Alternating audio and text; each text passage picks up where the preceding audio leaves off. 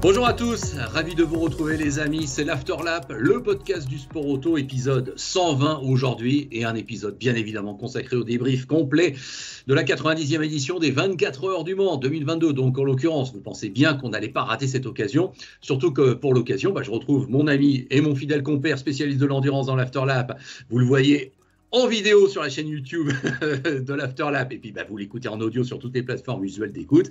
C'est Jean-Philippe Doré dans son magnifique baquet de Porsche 917. Salut Jean-Philippe. Salut mon cher LFB, salut à toutes et à tous. Bon, tu étais présent évidemment sur place, sur le circuit, tu as suivi toute la grande semaine des 24 heures avec tes obligations, puisque tu travailles aussi pour l'ACO et tous les articles que tu écris pendant la semaine. Tu étais en plein cœur de l'événement. Première question, ça va? T'es en forme? Tu t'es bien remis de toutes tes émotions? Écoute, ça va. Finalement, on est peut-être un petit peu moins fatigué que les deux éditions précédentes, à cause de certaines contraintes sanitaires quotidiennes, genre port du masque, etc. Donc là, on a aligné 10 jours où on a retrouvé justement les 24 heures du Mans telles qu'on les aime, du pesage en ville jusqu'à l'arrivée du dimanche avec la journée test, la parade des pilotes le vendredi, etc., etc. Et en plus, avec beaucoup de monde sur le circuit, même de nuit, puisque j'ai eu l'occasion de me balader un petit peu en nocturne pendant la dernière séance d'essai libre, et il y avait vraiment beaucoup de monde. Oui, on va détailler bien sûr ce résultat global, puis par catégorie, puis par quelques prismes concernant quelques équipes en particulier qui nous ont vraiment intéressés. Mais c'est vrai que ma première question, Jean-Philippe, c'est ce contexte, voilà, appelons-le comme ça, c'est cette ambiance qui là était redevenue normale, puisqu'on se souvient de ces 2 dernières années. Moi, j'ai aussi bien aimé ce format resserré entre les vérifs, la journée test qui a précédé finalement que d'une semaine la course en elle-même. Bon, j'ai trouvé que ça faisait un condensé, mais que ça nous remettait tout de suite dans le bain. Et quand je vois l'affluence et les chiffres annoncés, c'est magnifique, c'est superbe. C'est exactement ça, d'autant plus que le fait de resserrer un petit peu le calendrier, parce que rappelle-toi, avant, on avait une semaine de battement entre la journée test et le pesage. Donc là, on a fait le contraire. On a placé le pesage et les vérifs avant la journée test. Et bon, ça permet aussi de resserrer le calendrier et de faire des économies un petit peu à tout le monde, que ce soit les spectateurs et les teams pour tout ce qui est hébergement, logistique, etc. Bon, c'est vrai qu'il y a peut-être aussi une logique, entre guillemets, économique derrière, mais finalement, tout le monde y a trouvé son compte. On est bien d'accord et on se dit forcément, on en reparlera en conclusion de cet épisode, si déjà cette année il y a 240 000 spectateurs et que c'est un succès populaire indéniable, évidemment on est les premiers à s'en réjouir. Qu'est-ce que ce sera l'année prochaine, parce qu'effectivement… Alors le centenaire, évidemment, il est déjà un peu dans toutes les têtes, mais on en reparlera tout à l'heure. Oui, voilà, on est bien d'accord. Tiens, au passage, le format de l'hyperpole, est-ce qu'une année après, pour sa 2e année d'existence, veux-je dire, ça te va? Tu as senti quelques petites récriminations contre ce nouveau format? Qu'est-ce qu'on en pense de l'intérieur? À vrai dire, pas spécialement. Bon, ce qui permet aussi d'offrir un certain avantage en piste quelque part pour les plus rapides, c'est qu'effectivement, on a un trafic qui est bien moindre, puisqu'on a 6 voitures par catégorie, sachant que c'était l'idée d'avoir 6 x 4, 24 avec le petit symbole qui va bien, même s'il a fallu rajouter une voiture supplémentaire quelque part, puisqu'il n'y avait que 5 hypercars. Oui.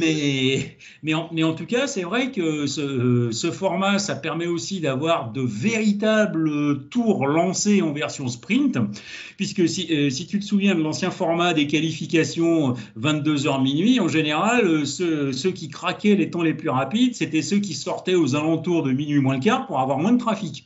Donc là, le problème ne se pose plus. Voilà, alors c'est vrai que moi, tiens, si tu me demandais mon avis, on est tous un peu nostalgiques, effectivement, de nuits profondes, il est minuit, et puis soudain on apprend que Stéphane Sarrazin, par exemple, c'est l'exemple qui me vient en mémoire, sur Peugeot, vient de signer la pole. C'était lui, je pensais, en plus. Voilà, ça nous a tous marqués.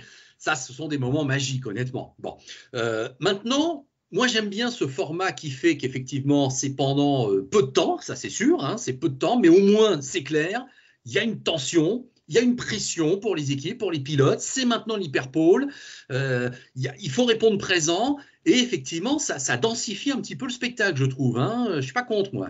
Tout à fait, d'autant plus qu'il y a un protocole spécifique qui a été mis en place à la fin de l'Hyperpole avec les 4 polemen, les trophées, les voitures sur la piste, avec une jolie nouveauté pour 2022, puisque cette cérémonie a été précédée d'un clip avec Tom Christensen en voix off qui parle à sa manière du tour idéal, entre guillemets, si tant est qu'il existe, des 24 heures du Mans. Voilà, d'accord. Bah ouais, non, c'était bien. Et je pense qu'effectivement, là, on est parti pour quelques années avec cette hyperpole. Plus, j'aime bien le terme. Voilà, c'est vrai qu'hypercar, ça sonne bien. Hyperpole, ça sonne bien aussi. Voilà. Bon. D'autant plus que ça promet aussi pour 2023, parce que ce sera un petit peu aussi la foire d'empoigne du côté de l'hypercar, justement, puisque on peut s'attendre à peu près à au moins 2 à 3 fois plus d'hypercar par rapport à 2022. Voilà. Donc là, la séance qualif précédente, là, sera absolument fondamentale et supra intéressante, hein, hyper intéressante. Voilà. Précisément. C'est ça. Bon, alors écoute, avant d'en arriver au vif du sujet, on signalera que c'est Hartley qui a fait la pole. Donc il a réussi à détrôner notre ami Kobayashi, qui l'avait peut-être un peu mauvaise, non? T'as pu voir un peu sa réaction? Kobayashi, Kamui Kobayashi, en général, c'est quelqu'un qui est assez peu expansif, hein, que ce soit en public, en interview, etc., etc. Mais c'est vrai que ça s'est joué à pas grand-chose finalement. Et bon, on sait que Kobayashi est pour l'instant, on pourrait presque dire l'empereur de l'hyperpole, voilà. puisqu'il avait fait les 2 premières, qu'il est à 1 pole du record de Jackie X au passage. Mais c'est vrai aussi qu'il faut quand même saluer Brandon Hartley, parce que c'est sa première pole au Mans, et détrôner l'empereur Kamui Kobayashi, c'était quand même pas évident. On est d'accord, donc on peut lui remettre cette médaille honorifique qu'il a changé 3 jours plus tard par un beau trophée, puisque c'est bien lui qui a gagné avec Sébastien Buemi et Ryo Hirakawa, donc victoire Toyota, victoire de la numéro 8 devant la numéro 7. On signalera quand même, tiens, au passage, que sur les 5 victoires Toyota, parce que là, on ne vous rappelle pas les chiffres, vous êtes tous des spécialistes qui nous écoutez, des passionnés, donc évidemment que vous savez depuis plusieurs heures que Toyota a gagné, évidemment que vous savez que c'est la 5e victoire de Toyota consécutive et la 5e au total. Et moi, je signale juste que c'est la 4e fois sur 5 que c'est la 8 qui gagne. Absolument, oui, une manière de grand 8 en quelque sorte pour Toyota, avec aussi quelques belles histoires dans l'équipage vainqueur, puisqu'en plus Sébastien Buemi gagne pour la 4e fois, rejoint Olivier Jean-Debien, Yannick Dalmas, Henri Pescarolo. Voilà. Brandon Hartley, c'est sa 3e et la première en signant la pole position. Et Ryo Hirakawa devient du coup le 5e japonais vainqueur au Mans et le 3e avec Toyota. Alors, cela étant, mon cher Jean-Philippe, si la victoire de Toyota ne peut pas nous surprendre, on est quand même d'accord. Bon, je ne peux pas dire que j'ai vécu la plus belle édition des 24 heures du Mans de ma courte existence. Et je ne vois pas qui pourrait me montrer qu'on a vécu une des plus grandes éditions du siècle. Non, c'est pas vrai. Ça a été un peu trop peut-être facile, ou en tout cas trop dans un sens, c'est-à-dire que jamais Toyota n'a quitté. On leur rend hommage, ils n'ont eu aucun problème apparemment, et ils ont superbement bien négocié leur 2 tours d'horloge. Mais au niveau du spectacle, du suspense, de ces éditions qui restent peut-être un peu dans la légende plus que d'autres, c'est pas le cas en 2022, disons-le franchement. Pour le classement général, tout du moins, c'est vrai que le véritable suspense était quelque part de savoir laquelle des 2, de la 7 ou de la 8, allait gagner. Bon, c'est vrai que comme tu l'as suggéré tout à l'heure, l'équipage de la 8 a eu un petit peu plus de chance que celui de la 7, qui a encore été un petit peu maudit par un pépin en 2022. Et encore avec Lopez, d'ailleurs, soit dit en passant. D'ailleurs. Mais c'est vrai aussi que finalement, même si le plateau de la catégorie Rennes n'est pas encore ce qu'on attend qu'il soit, et ça, rendez-vous en 2023, on ne le redira jamais assez, finalement, on ne gagne pas les 24 heures du Mans par hasard malgré tout.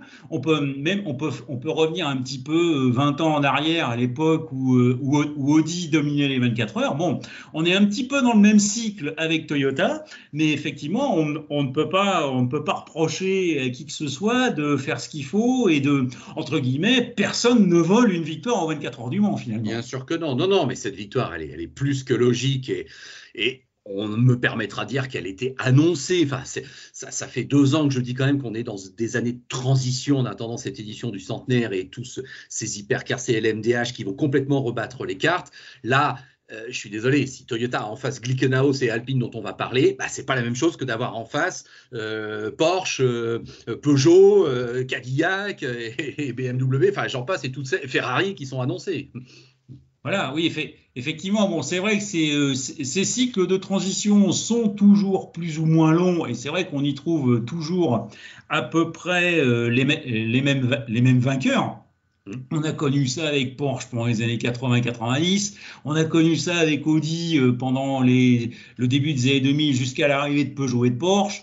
Donc là, effectivement, on a cette transition-là, mais effectivement, c'est vrai que sauf gros pépins, mais alors très gros pépins, on pouvait difficilement imaginer autre chose qu'une victoire Toyota en 2022, voilà. Même si il faut quand même dire et rappeler aussi que malgré le contexte, Toyota est quand même le 4e constructeur à aligner 5 victoires consécutives au Mans. Oui, tout à fait. Ce qui n'est quand même pas n'importe quoi malgré tout. Oui. Non, mais moi je me souviens, il y a 2 ans, écoute, la menace rébellion, elle était authentique jusqu'au bout. Donc c'était malgré tout, même si c'était en septembre et que c'était à huis clos, c'était plus intéressant. L'an dernier, dès le départ, c'était pas simple pour Toyota. Et puis on avait appris que franchement pendant la course, ils avaient eu vraiment beaucoup de soucis. Là, cette année, c'est vrai que ça rappelle un peu 2018, la première année où là, ça a roulé comme une horloge et honnêtement, il n'y a pas eu de suspense. Voilà. Effectivement. On est d'accord. Bon. On est d'accord. Alors, ton avis d'expert sur Glickenhaus. Écoute, moi, je les ai. L'an dernier, c'était la surprise et c'était une grande bienveillance qu'on avait vis-à-vis d'eux. Cette année, on leur mettait un petit peu plus de pression.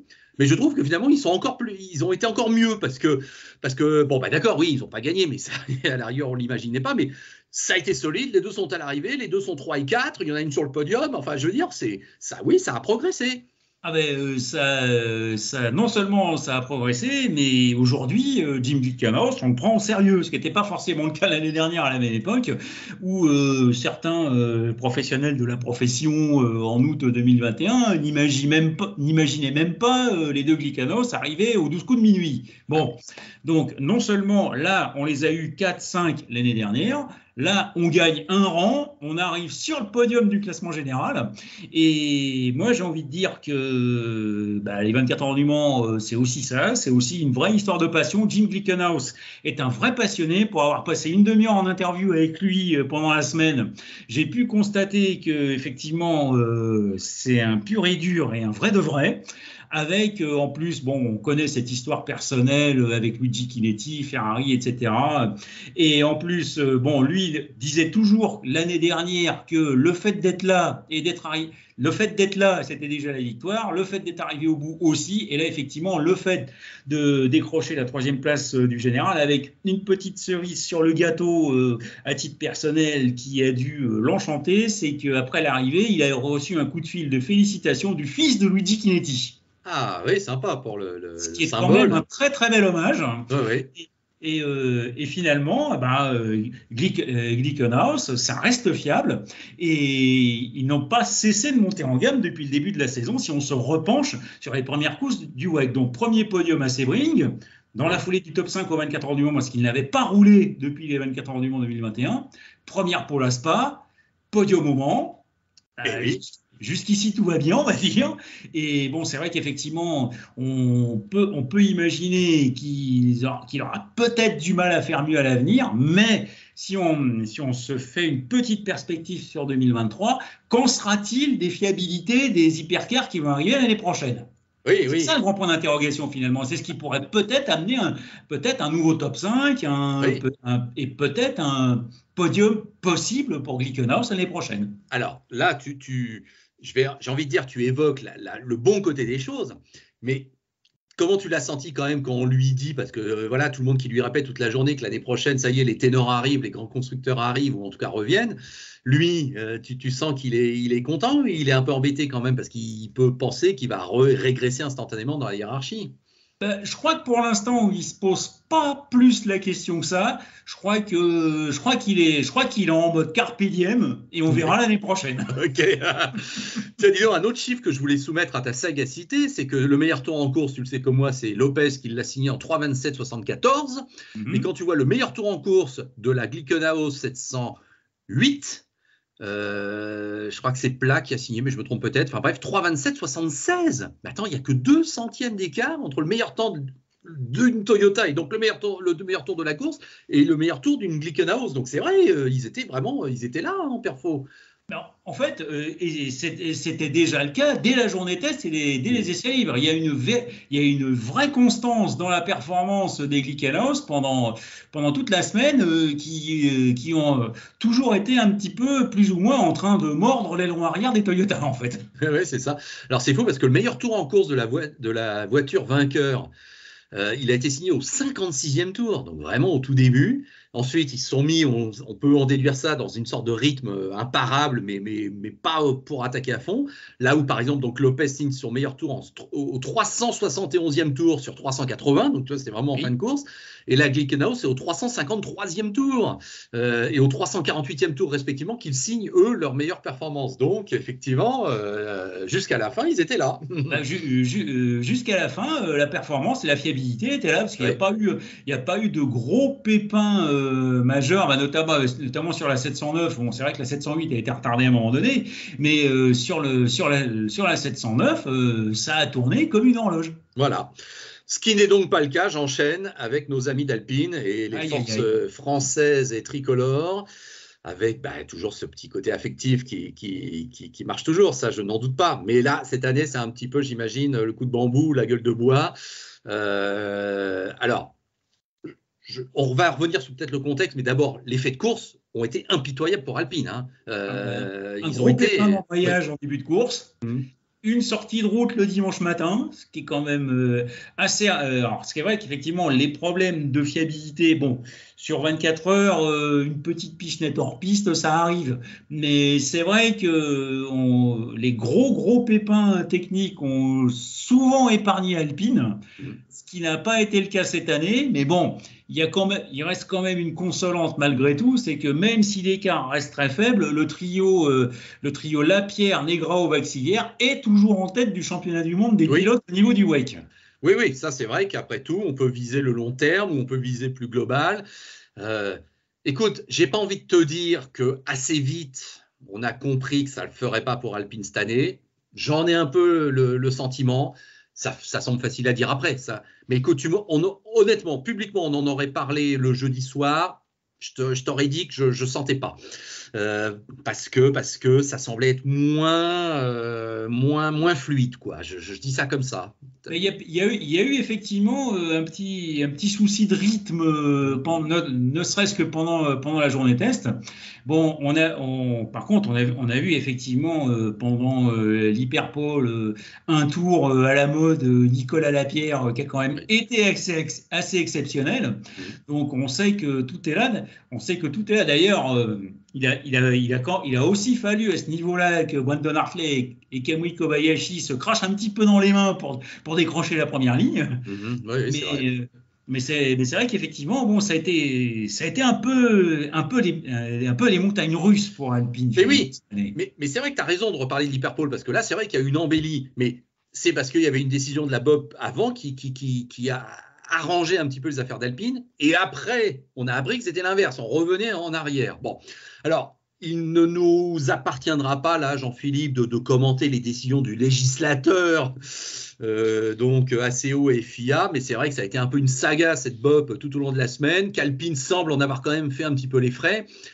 C'est vrai qu'en début de course, quand on les voit pas capables de dépasser une P2 dans les premiers tours et que c'est Nicolas Lapierre qui est au volant, là, on peut se dire qu'effectivement, c'était pas complètement souhaité tout ça.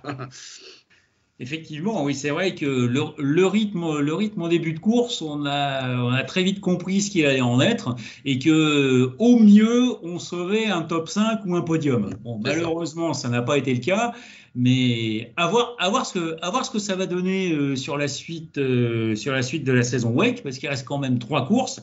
La BOP va encore bouger, ça on le sait. Donc, à voir maintenant ce qui va se passer par rapport à tout ça. Mon petit doigt me dit que ça va aller mieux pour Alpine. Hein, Sans doute, voilà. sans doute. Je ne rajouterai pas comme par hasard parce qu'on pourrait supposer que j'ai une un petit second degré caustique, mais je veux croire qu'effectivement ça ira mieux à Monza par exemple face à Toyota qui évidemment a son grand rendez-vous à négocier, c'est Le Mans plus que sans doute Monza. Voilà. Bon, Voilà. C'est vrai on n'en dit qu'effectivement, pas. en plus, il y aura aussi un autre pôle d'attraction à Monza qui va peut-être un petit peu, non pas faire oublier, mais qui va faire beaucoup parler. Bah, c'est l'arrivée de Peugeot, puisqu'en plus, les deux équipages Peugeot ont été constitués et annoncés Oui, on connaissait déjà les noms des pilotes, mais les équipages définitifs ont été annoncés pendant la semaine des 24 heures, justement. c'est Il y ça a eu plein exactement. d'annonces d'ailleurs, il faudra qu'on en parle un petit peu plus tard. Oui, Parce oui, que, oui, tout à fait. Alors, on passe en revue les autres catégories. Bon, on va ouais, pas y passer 1 heure, hein, mais on va y aller. Bon, bah, en P2, on savait qu'on allait avoir une bataille titanesque. Alors, c'est vrai, par contre, que le départ a été plutôt chaud. Moi, c'est vrai que, écoute, je me souviens pas spontanément voir une voiture dans le bac à gravier au niveau de la ligne droite des stands dès le départ. Ça, c'est vrai, oui. c'est arrivé cette année. Surtout qu'il s'agissait d'un des favoris de la Oui. catégorie LMP2 en plus. Voilà, donc ça commençait fort, là c'est vrai que c'était Voilà. chaud. Donc effectivement les favoris, bah, c'était quoi logiquement? C'était United, effectivement, C'était c'était Iota Toyota, c'était et c'était WRT. WRT. Voilà, c'est ce qu'on citait spontanément cette année. Bon, Voilà. alors Iota, pas de problème, ils sont 1 et 3 dans la catégorie, donc bravo, magnifique. Alors on apprend là par quelques déclarations quand Félix Acosta, il a eu une chaleur hein, à un moment donné, son pneu a littéralement explosé, il a dit il faut que je rentre, ses mécanos n'étaient pas prêts, puis finalement il est rentré, ils n'ont pas perdu trop de temps, mais s'il avait dû refaire un tour, sans doute qu'il ne gagnait pas, hein, la 38 ne gagnait pas. Sans doute pas. Du coup, on aurait abouti au même résultat que l'année dernière, c'est-à-dire une équipe qui gagne dès sa première participation, parce qu'il Oui. faut quand même saluer les amis de Préma, les rois des formules de promotion monoplace. D'autant plus qu'effectivement, j'ai eu l'occasion, j'ai rencontré René Rosine pendant la semaine des 24 heures, qui lui se disait tout simplement qui restait humble par rapport à ses premières 24 heures, même si les 2 tiers de son équipage de cette année étaient celui qui aurait dû gagner l'année dernière, puisqu'on a retrouvé Louis Delettra et Robert Kubica. Voilà. Mais c'est vrai qu'effectivement, c'est une première très réussie. On sait de toute façon que Préma n'a pas raté son arrivée en endurance, notamment en European Le Mans Series. Qu'on imaginait bien un podium ou un top 5 pour leurs premières 24 heures, compte tenu du niveau de l'équipage et de la réputation de l'équipe, eh ben on a envie de dire pour Préma, finalement, mission accomplie. Oui, oui, mais c'est vrai que Préma, si on les aurait cités spontanément, mais là vraiment plus en outsider, parce qu'il y avait globalement cette voiture neuve face à d'autres équipes où il y avait plusieurs voitures. Mais c'est vrai qu'elle a superbement joué son rôle en début de course, ça c'est sûr. Puis à l'arrivée deuxième, bon. Honnêtement, Iota a parfaitement contrôlé la course. Hein. Je crois qu'ils ont été en tête tout le temps de la catégorie, sauf 11 tours. C'est quand même là aussi un chiffre qui fait mal. Hein. Oui, en plus, ça faisait un petit moment qu'il courait après la victoire, puisqu'en fait, si on se repenche sur ces dernières années, la dernière victoire de Jota, elle remonte à l'époque où ils assuraient l'exploitation des voitures de Jackie Chan en 2017. Oui, c'est ça, exactement, tout à fait. Voilà. Là, on avait un doublé en 2017, on a 1 et 3 en 2022, donc finalement, Jota reste fidèle à sa réputation et je pense que dans un petit coin de leur tête, les patrons Simon Dolan et Sam Hignett doivent penser sans doute à l'hypercar à l'horizon 2024-2025, je dirais. Oui, oui, forcément, forcément. Non, mais ils sont toujours sur le podium. Ils ont toujours été sur le podium en P2. Donc voilà, ils sont super forts, ça c'est sûr. Il n'y a plus qu'une marche à monter finalement. Oui, voilà, on est d'accord. Là où United, bah, dès le début, c'était symbolique, s'est pris un peu les pieds dans le tapis. Là où WRT s'est pris les pieds dans le tapis et cette numéro 31 avec quant à Rast et Fringe, effectivement, ça, c'est 2 avions de chasse, mais Ils n'ont pas réussi à revenir et puis ils ont accumulé un petit peu les petits soucis, eux aussi. Donc, écoute, c'est vrai que ça a été une belle lutte en P2, ça c'est sûr. Alors, l'équipe Penske, chère à ton cœur, comment tu les as trouvés? Eh bien, honnêtement, j'ai été surpris. Je ne les attendais pas dans le top 5.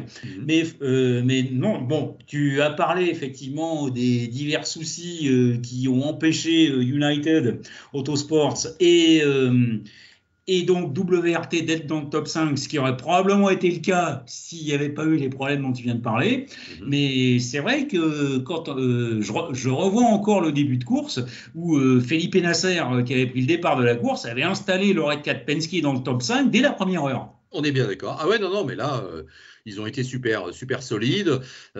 Alors, est-ce que de l'intérieur, tu crois avoir senti qu'effectivement, Emmanuel Collard, dont on a célébré le retour avec un grand plaisir pour nous, observateurs français, commentateurs français, Manu, il était bien avec Cameron et Nasser, c'était un bon équipage?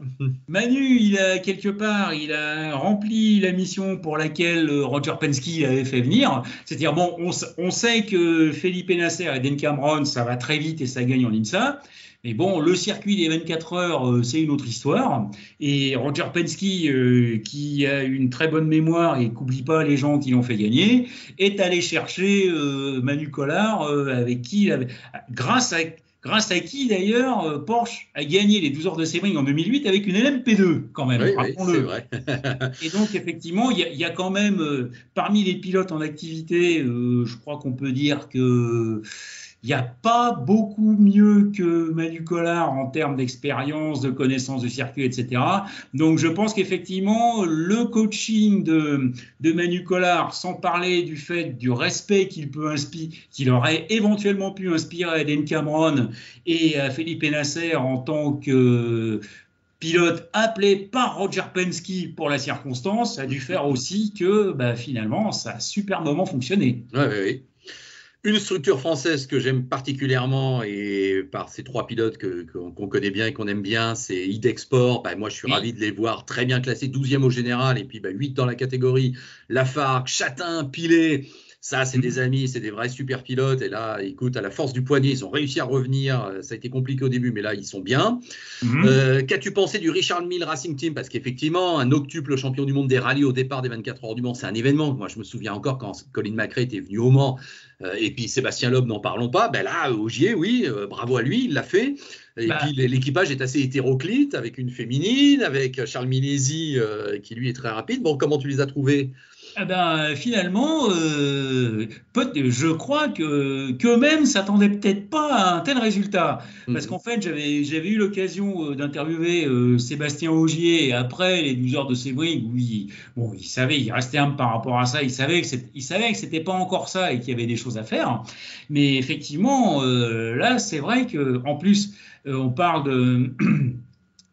donc de Charles Milesi, qui se trouve un capitaine de 20 ans qui se retrouve à coacher entre guillemets une jeune pilote qui a très bien négocié ses premières 24 heures. Il faut quand même pas oublier que l'année dernière elle avait gagné la course de support de Porsche Cup. Oui, c'est vrai. Faut quand même le rappeler. Oui. Et que finalement, je crois que Sébastien Ogier, dans sa tête, doit se dire que c'était peut-être au-delà de ce qu'il espérait. Et il a même d'ores et déjà laissé sous-entendre qu'il était prêt à revenir en 2023. Alors, où, on ne sait pas. Oui. On connaît les liens avec la maison Toyota, donc qui sait, peut-être. Mais en tout cas, je pense que Sébastien Ogier reviendra, que Lilou Vadou a encore une marge de progression très importante, et qu'en plus, il ne faut pas oublier qu'aussi la voiture de Richard Mille s'est exploitée par Signatech, et que donc on peut aussi compter sur les hommes de Philippe Sino pour voir un petit peu ce qu'on peut faire ou ne pas faire pendant les 24 heures quand on a deux rookies dans l'équipage. Oui, c'est vrai. Par rapport à Sébastien Ogier, je me permets juste une petite réflexion comme ça en passage, parce que c'est vrai, quand on lit 2-3 articles par-ci par-là, on a le sentiment qu'au début de la semaine, il n'a pas trouvé complètement son pied, il n'a pas complètement pris son pied. Il l'a trouvé avec le week-end incontestablement et avec la course, où là, il a bien fallu mouiller le maillot, il a bien fallu faire plein de tours, et là, il était en plein cœur de l'événement. Et là, je crois quand même que, là évidemment, la passion et son cœur de métier l'a emporté, surtout dans un cadre aussi mythique. Moi, je vois quand même qu'il y a une petite partie un peu pas de poker menteur, mais entre un Vasselon qui est plutôt sympa, qui dit oui, il faut voir pour rapport à une troisième voiture, Sébastien aurait globalement sa place, et puis un Rob Le Pen qui a tendance à, au contraire, un peu refroidir tout ça. J'ai été surpris d'apprendre que Sébastien n'enchaînait pas là dans sa campagne d'endurance cette année. Hein. Il ne sera pas à Monza, il va revenir un peu plus sur le rallye finalement. Donc c'est vrai, je m'interroge un peu. Ouais, c'est effectivement ce qui s'est. C'est vrai qu'en ce qui concerne la troisième, une éventuelle troisième Toyota, j'ai entendu Pascal Vasselon lors d'un point de presse dire qu'effectivement c'est un sujet qui revenait sur la table tous les ans, oui. avec un petit sourire. Voilà. Donc qu'est-ce qu'il en sera en 2023? Ça on ne sait pas, d'autant plus qu'on commence déjà à parler d'une nouvelle hypercar de Toyota pour l'année prochaine. Ah. Donc 3 voitures. Mais bon, en même temps, c'est vrai que Porsche et Audi ont souvent démontré par le passé que 3 voitures, finalement, c'est ce qu'il faut vraiment pour gagner au Mans. Donc, sachant que bon, on aura au moins 2 Cadillac, 2 Peugeot, Porsche, on ne sait pas, parce que si c'est 2 voitures en IMSA, 2 voitures en WEC, on aura peut-être 4 voitures au Mans, on ne sait pas. Ah oui, c'est vrai. Voilà, donc effectivement. Et Ferrari ils vont arriver, on est bien d'accord. Ferrari, ils arrivent aussi avec combien de voitures? Bon, au moins 2 de toute façon. 2, oui, au moins. Oui. Bon, peut-être une troisième, peut-être avec Charles Leclerc en guest star, on ne sait pas. Ah, dis donc, t'imagines. Quand il a fait les premières virtuelles en 2020, il n'a jamais caché qu'il voulait venir. Donc, puis, entre nous, si Ferrari a envie de rajouter un peu de buzz à un retour qui va déjà faire date, avoir entre guillemets le chouchou de la Ferrari Driver Academy et pilote de pointe de Ferrari en F1, oui, t'imagines, là, c'est l'événement hallucinant. Ah oui, non, là, c'est juste royal, on va dire. Oui, tout à fait. Bon, écoute, ok, P2, notre ami Sébastien Bourdet, pas évident au sein de cette équipe Vector Sport. Hein, là, c'est clair, on a compris que c'était délicat cette année, oui. Bon. Oui, c'était un peu compliqué, surtout quand on revient d'une victoire en IMSA. Voilà, où là, il est en train de montrer qu'il est au-dessus du lot et qu'il est fabuleux. Ce dont on n'a jamais douté, évidemment, et on a cessé de répéter depuis au moins 2 décennies. Mais là, il le prouve encore une fois s'il en était besoin. Mais là, non, il a beau être notre champion, un de nos champions préférés. Et là, il ne pouvait pas, avec cette P2 du Vector Sport, tirer son épingle du jeu. Bon, écoute, il me l'a dit lui-même, d'ailleurs, lors d'un autre point de presse. Effectivement, bon, c'était compliqué. Il avait du mal à trouver du rythme avec la voiture, d'autant plus que c'était une LMP2. Bon, c'est la première fois qu'il roulait en LMP2, mais effectivement, là, on se retrouvait avec une LMP2 version 2016 avec 200 chevaux de moins. Ce qui change complètement par rapport au Gibson de 600 chevaux qu'on a eu précédemment. Donc, effectivement, ça change toute la donne au niveau du comportement global de la voiture. Et c'est vrai que Sébastien a eu du mal. Voilà. Bon. À en tirer le maximum, tout du moins. Bon, il a donné le maximum, mais ça, on sait tous. Mais c'est vrai qu'effectivement, c'était pas simple. Non, c'est ça. D'ailleurs, au classement, ils sont 27e, ils sont quand même à l'arrivée. Et 28e, c'est juste derrière, c'est le vainqueur en GTE Pro, voilà, oui. Donc, effectivement, il y avait que cette voiture, on le savait, mais c'était une super bataille à trois marques.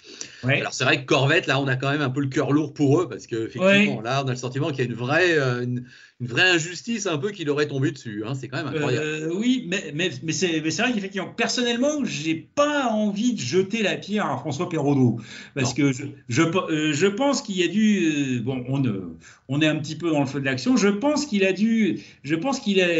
eu une petite erreur de jugement sur la distance qui le séparait de la Corvette et celle qui le séparait de l'Oreca d'Algarve qui cherchait à doubler. Oui. Il était au milieu, coincé, et sur le moment, ce qui a dû être un tout petit coup de volant de sa part s'est transformé en une manœuvre en strike. Voilà, je cherchais le mot. Et en fait, finalement, quand on revoit l'image au moment où il se prépare, il s'apprête à s'infiltrer entre les deux voitures, finalement, il a quasiment même pas besoin de s'écarter pour doubler leur écart, en fait. Non, on est d'accord. Et ce qui s'est passé aussi, c'est que je pense qu'il y a dû y avoir aussi un contact entre les pneus des deux voitures, ce qui a catapulté la Corvette. Si ça avait juste touché la carrosserie, je pense que, bon, Alexander Sims est quand même suffisamment expérimenté. Je pense qu'il aurait pu rattraper la voiture. Ouais. Mais je pense que les roues de l'oreille de la Corvette se sont touchées, que ça a provoqué un effet d'engrenage qui a catapulté la Corvette dans le rail. C'est sûr, quand on découvre l'image comme ça la première seconde, on se dit c'est quoi cet attentat? Et effectivement, ça fait énorme. D'ailleurs, et ça, il faut quand même le signaler, François Perraudot a quand même eu l'élégance d'aller chez Corvette pour s'excuser. Voilà, alors ça change rien à l'histoire. Et c'est vrai que change rien à l'histoire, mais le geste est là quand même. Voilà, certains peut-être lui ont dit oui, bah t'es gentil, mais bon, tu nous as foutu en l'air. Mais le fait est que avec ce rappel de contexte que tu viens de faire et le fait que le geste, il l'a fait et on le voyait bien, il était très gêné et c'était sincère. Souviens-toi des images de sa descente de voiture quand il s'est arrêté juste après, il était abattu, quoi. Oui, c'est sûr. Là, on peut lui rendre quand même hommage. Ça ne rattrape pas, mais au moins au niveau je dirais, de l'éducation et d'autant plus qu'il reste malgré tout quand même, et aussi avec la complicité des deux avions de chasse qui sont ses coéquipiers, l'un des meilleurs gentleman drivers du plateau. Tout à fait. Et donc, alors, c'est Porsche qui a gagné en GTE Pro. C'est pas Corvette, donc, évidemment. Oui, parce qu'en fait, c'était la Corvette en piste pour la gagne, c'est-à-dire la seule qui restait en piste à ce moment-là, qui est partie dans le rallye, en fait. Voilà. Donc Porsche qui, comme d'habitude, a un petit peu hurlé au loup pendant la semaine en disant non, on n'est pas avantagé, on n'y arrivera pas. Bon, bah si, ils y arrivent quand même. Porsche reste Porsche, moi j'ai envie de dire. Voilà, c'est ça. On est d'accord. Et quand même, moi, puisqu'on parlait de pilotes français, saluons l'ami Mako qui en décroche enfin une aux 24 heures du Mans. Tout à fait. Et son sourire unique au monde. Le sourire oui, c'est vrai qu'il est assez légendaire, le sourire de notre ami Fred Mako quand même. Oui, ça, il y en a qu'un où il y a une telle surface de dents qu'on aperçoit. Signalons aussi que Gian Maria Bruni doit être soulagé parce que c'est la première fois qu'il gagne en GTE Pro depuis qu'il a quitté Ferrari et ça commence à quand même faire un petit peu long. C'est vrai, tu as raison. Oui, alors que. Pas loin de 10 ans, si ma mémoire. Et pourtant, lui. 2012, je crois. Qui a été longtemps considéré comme le meilleur pilote GT au monde, il était temps de renouer avec la victoire, je suis d'accord. Quant à Richard Lietz, c'est l'assurance, régularité, fiabilité de Porsche quelque part. Ça, c'est sûr. Oui, non, là, c'est vrai. Non, mais chez Porsche, nos deux Français, Mako d'un côté, Kevin Estre de l'autre. Oui, super. Il y en a un des deux, à mon avis, il y en a un des deux qui finira en hypercar parce qu'il y en a un qui développe la voiture, c'est Mako, et il y en a un autre qu'on verrait bien dans l'hypercar, d'autant plus qu'il a débuté en endurance en LMP2, c'est Kevin Estre. Oui, je suis d'accord. ce serait pas illogique. Alors moi, je signale que les Ferrari, bien, chez F Corse, ils font 2 et 3, donc effectivement… F Corse, malgré tout, toujours en rendez-vous au Mans, quelles que soient les circonstances. C'est ça, exactement, voilà, tu me l'enlèves de la bouche. Imprenable. Voilà. Et moi, je signale, et que personne n'en a parlé, pour moi, c'est nul, mais bon, voilà, je suis là pour réparer une injustice, mais je signale que 5e dans la catégorie GTE Pro, la Ferrari privée du Riley Motorsport. Qui y avait-il parmi cet équipage? Il y avait notre ami Shane Van Gisbergen qui faisait donc ce début au Mans. C'est un événement. Alors, on n'en a jamais parlé, que ce soit sur l'équipe ou ailleurs, mais moi, je le dis, Shane Van Gisbergen au Mans, c'est un événement. Je te cache pas que j'ai une petite pensée pour toi, d'autant plus que j'aime beaucoup la déco de cette Ferrari. Oui. Qu'en plus c'était un très bel équipage avec Felipe Fraga et Sam Bird, et que effectivement un top 5 pour un de tes grands amis du supercar australien, évidemment j'ai eu une petite pensée pour toi au moment de l'arrivée, j'étais sûr qu'on allait en parler aujourd'hui. Voilà, tu savais que j'allais mettre un petit coup de projecteur sur mon ami Shane, et qui donc à l'arrivée du Mans, et je pense est revenu au pays avec des étoiles quand même un petit peu plein la tête, et il sera le week-end prochain à Darwin pour une nouvelle manche de supercar. Je te rappelle qu'il y a eu 15 courses depuis le début de l'année, il en a gagné 8, donc il est largement en tête du championnat. Bon, et puis la catégorie heureusement que Scott McLaughlin est parti en IndyCar. Voilà, c'est ça. Oui, c'est vrai. Les deux, non, mais ils sont exceptionnels, ça c'est En GTE-AM, il y avait 3 Aston Martin engagés dans la catégorie. Il y en a 2 sur le podium, dis donc. Hein. Donc, ils ont un peu soufflé, brûlé la politesse à pas mal de monde. Bah, en fait, finalement, on se rend compte que depuis que... Bon, il n'y a pas de relation de cause à effet, parce que Aston Martin avait quand même gagné les 2 catégories LMGTE en 2020, mais depuis qu'Aston Martin s'est retiré du GTE Pro pour apporter tout son soutien technique aux équipes du GTE-AM, ça marche du feu de Dieu, quoi. On a retrouvé Paul Dalla Lana, l'heureux gentleman driver canadien, toujours en forme et toujours prêt à courir après sa première victoire au 24 heures du Mans. Oui. Et quand même, il faut quand même signaler que c'est aussi la 2e victoire de TF Sport, puisque c'était eux qui avaient gagné au GTE-AM en 2020. Oui. Et que c'est un petit peu quelque part la revanche de Ben Keating qui avait été disqualifié avec sa superbe Ford GT Wins en 2019. C'est ça, donc Ben Keating, un des 3 pilotes avec Hugo Chavez et Marco Sorensen. Oui, c'est vrai que sur le papier. Marco Sorensen, oui, d'autant plus que maintenant, eh bien, en GTE-AM, Aston Martin fait comme Ferrari et Porsche dans cette catégorie, c'est-à-dire qu'ils délèguent des pilotes d'usine dans les équipages du GTE-AM. Voilà, comme par hasard, Sorensen gagne et Niki Team est 3. Hein, donc effectivement, ça aide beaucoup. C'est-à-dire, on a retrouvé ce qu'on appelait à l'époque du WEC le Dane Train, c'est-à-dire le TGV danois séparé, mais sur le podium quand même. C'est ça, exactement. Donc le TF Sport, Tom Ferrier, le patron de cette équipe anglaise, basée dans le Surrey, si je ne m'abuse. Donc bravo à eux, super. Et effectivement, c'était une belle équipe. Alors, si on veut parler des stars hollywoodiennes, il y en avait 2. Il y a Patrick Dempsey, qui était là dans les coulisses, enfin en tant que patron, on va dire, de sa structure, qui était bien dans son rôle. Notre ami Michael Fassbender, un peu plus difficile. Il s'est beaucoup fait critiquer. C'est peut-être pas notre envie de l'assassiner de nouveau. Hein, on est bien d'accord. Mais c'est vrai que ça n'a pas été simple. Il a fait de son mieux. Et finalement, il va au bout. Oui, non, mais effectivement. Donc, quelque part, mission accomplie, et tous les gens qui l'ont croisé ont tous salué sa sympathie et sa disponibilité. J'ai pas eu l'occasion de le rencontrer personnellement pendant la semaine des 24 heures, mais j'ai eu de très nombreux retours là-dessus. Comme quoi, des fois, ça part un petit peu hors piste, mais le personnage est toujours extrêmement abordable. Toi, un spécialiste du Mans, toi, un spécialiste des États-Unis, toi, un spécialiste du cinéma, t'as pas pu rencontrer Michael Fassbender? Écoute, non, mais je te le reproche pas.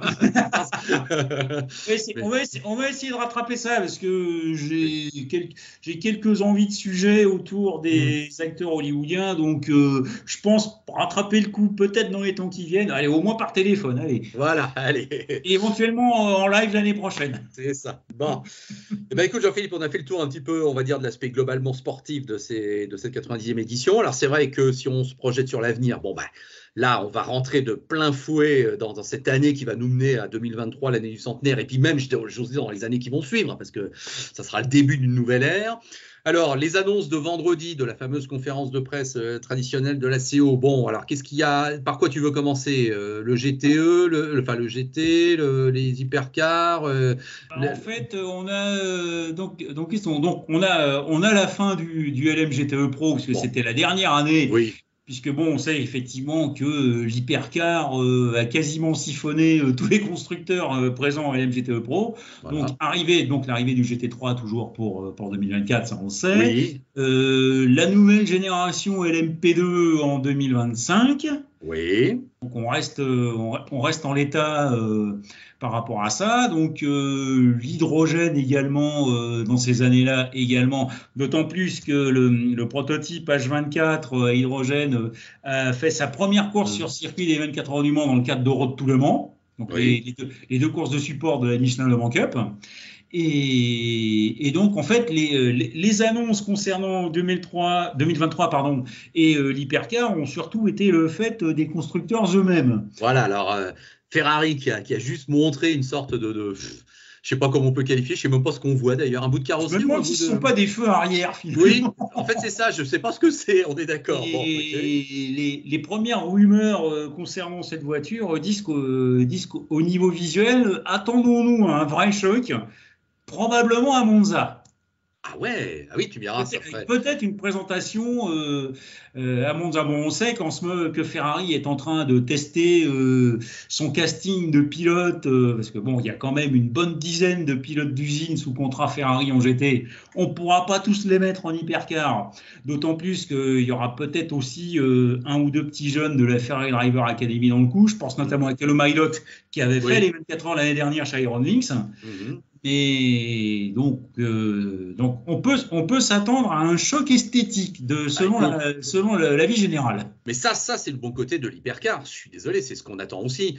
Bien Toyota, maintenant là, moi je la trouve vraiment belle, bien réussie. Bon, un peu sobre peut-être, mais elle est bien. Peugeot, on n'y revient pas. C'est super ce qu'ils ont fait. En tout cas, là, c'est une vraie audace. Moi, j'aime bien la Cadillac aussi.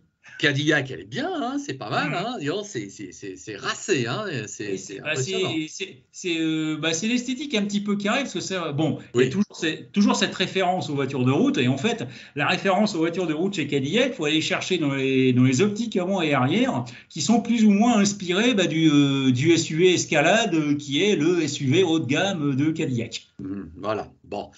Et du côté LMDH, quand tu sais qu'il y a Porsche Penske, voilà. Ça le fera très très bien, ça c'est vrai. Écoute, qu'est-ce que j'oublie? On va pas faire de pronostic dès maintenant. Mais, Porsche qui gagne sa 20e au général pour l'année du centenaire, bon. Oui, ce serait pas complètement. Ce serait pas tout à fait incohérent, on va dire. Oui. Maintenant, évidemment, la question qu'on se posera jusqu'au, je sais pas quoi, quel jour du mois de juin 2023. C'est jusqu'à quel point Toyota ne capitalisera pas sur son expérience de 3 ans d'hypercar, on va dire, par rapport à des nouveaux venus qui, certes, sont pas n'importe qui, mais qui n'auront pas fait beaucoup de courses et n'auront peut-être pas engrangé tous les milliers de kilomètres nécessaires. Justement, alors le risque, ne serait-ce pas un risque justement pour Toyota de présenter une nouvelle hypercar à ce moment-là, d'autant plus qu'on sait aussi que l'histoire des 24 heures du Mans a prouvé que Porsche savait très bien mener à la victoire une voiture qui disputait ses premières 24 heures. Sous le nom de la 936 et de la 956, par exemple. Non, mais c'est évident que là, autant Toyota, évidemment, peut se satisfaire d'avoir gagné 5 fois de suite en ayant profité un peu quand même d'une période creuse, on va le dire comme ça, mais allez, on va dire sur l'ensemble de leur histoire, c'est pas illogique. Mais là, ils vont se remettre d'un coup une pression qu'ils ont toujours eu un peu quand même, et on sait que ça a souvent été un petit peu leur problème. Évidemment qu'il y aura une prime affective, il y aura une prime d'intérêt, il y aura une prime sentimentale peut-être pour les nouveaux venus, les outsiders qui viendront défier Toyota, avec des noms aussi emblématiques évidemment que Peugeot et Porsche. Peugeot, côté français, je suis désolé, il va forcément y avoir une adhésion incontestable, et Porsche pour l'histoire, Ferrari pour le mythe. Toyota, ils n'auront pas tous les arguments. Hein. Voilà. Et en plus, sans parler aussi de Cadillac qui va remettre le pied en catégorie 1, puisqu'en fait l'idée effectivement de General Motors, c'est de faire de Cadillac qui est déjà le haut de gamme sur route, le fleuron en endurance. Donc effectivement, il y a beaucoup de pression qui va venir d'un peu partout, et la pression, elle sera peut-être encore plus forte si effectivement Toyota décide d'amener une nouvelle voiture. Parce que là, pour le coup, le problème de la fiabilité sur 24 heures, il se posera pour tout le monde. Oui, exactement. Et à mon avis, seuls ceux qui ont l'expérience la plus récente, ou donc là on parle de Toyota, et la plus victorieuse, là on parle de Porsche. On va pas faire de pronostic maintenant, mais ça peut peut-être se jouer entre ces deux-là. Complètement. Bon, tu vois, déjà, on est obligé de se projeter à 2023, tellement, effectivement, l'année qui vient va être fabuleuse au niveau de l'endurance mondiale. Ça, c'est clair. Et ce sera une première apothéose en 2023. D'ailleurs, je suis en train de me demander s'il faudra peut-être qu'on fasse un briefing préalable une fois qu'on aura vu toutes les nouvelles voitures en piste, qu'on fasse un avant et un après 24 heures du Mans sur l'Afterlap peut-être. Oui, non mais on est bien d'accord qu'on va monter en puissance et on va garder ça à l'esprit, mon cher Jean-Philippe. Et bien entendu, la décision reste au grand chef de l'Afterlap, n'est-ce pas? Oui, tout à fait. Lequel, le grand chef, te remercie de ta disponibilité aujourd'hui. Merci à toi encore une fois. Heureusement que tu es là pour nous enseigner tout ton savoir et tes lumières. Je me permets de dire qu'on se retrouvera tous les deux derrière le micro d'ici moins de 3 semaines parce que nous devrions nous retrouver autour du Mans Classique, toi et moi, derrière le micro officiel des images télé de l'événement. Cette fois en binôme et en vrai, en l'occurrence. Voilà, donc pour ceux qui nous écoutent, écoutez, je ne sais pas si Peter Otto a prévu de faire une annonce un peu plus officielle, mais en tout cas on peut vous le dire, il n'y a pas de secret, mais Jean-Philippe et moi sommes bien prévus pour être associés au micro du Mans Classique et vous accompagner le samedi et le dimanche avec ces plateaux exceptionnels qui se succéderont. Donc, on se retrouvera là-bas, mon cher Jean-Philippe. Et là, évidemment, nous serons tous les deux ensemble. Mais en tout cas, merci vraiment d'avoir participé à ce numéro de l'Afterlap spécial 24 heures du Mans 2022, Jean-Philippe. Et de toute façon, à la rentrée au maximum, on refera un numéro aussi de un épisode de nos Le Mans Stories sur l'Afterlap. Ouais. On a l'été devant nous pour trouver le prochain sujet. Mais ça va pas être trop compliqué, je pense. Oui, on va y arriver. On trouvera. Bon, allez, je te libère et je te remercie surtout. Portez-vous bien, vous tous. Merci à toi, et à bientôt. Allez, salut, ciao. Ciao.